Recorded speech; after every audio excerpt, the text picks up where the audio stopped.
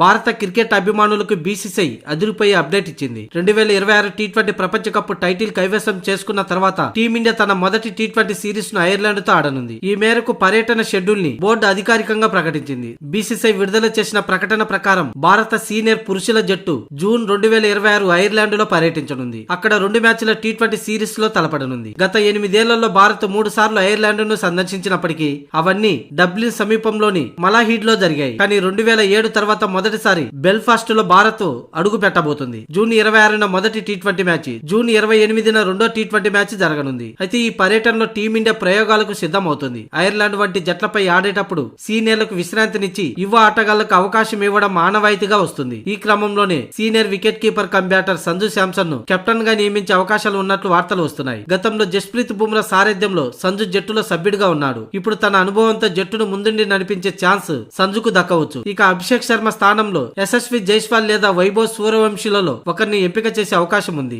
IPL 2026 season ముగిసిన వెంటనే భారత జట్టు బిజీ కానుంది. తొలుత ఆఫ్ఘనిస్తాన్ తో ఒక టెస్టు 3 వన్డేల సిరీస్ ఆడనుంది. ఇక జూన్ 20న ఆఫ్ఘనిస్తాన్ సిరీస్ ముగిగానే వెంటనే ఐర్లాండ్ పర్యటనకు బయలుదేరుతుంది. ఐర్లాండ్ లో 2 మ్యాచ్లు ముగించాక జూలై 1 నుండి 19 వరకు ఇంగ్లాండ్ లో 5 టీ20లు 3 వన్డేల సిరీస్ లో భారత్ పాల్గొంటుంది. అంటే ఇంగ్లాండ్ పర్యటనకు ముందు ఐర్లాండ్ సిరీస్ టీమిండియాకు ఒక మంచి సన్నాహంగా మారనుంది. దీంతో సూర్యకుమార్ యాదవ్ అలాగే అభిషేక్ శర్మలకు రెస్ట్ ఇచ్చే అవకాశం ఉంది. దీంతో ఆ ఇద్దరి స్థానాల్లో కెప్టెన్ గా సంజు శాంసన్ అలాగే ఓపెనర్ గా సూర్యవంశీ లేదా జైస్వాల్ లలో ఒకరికి ఛాన్స్ దక్కనుంది.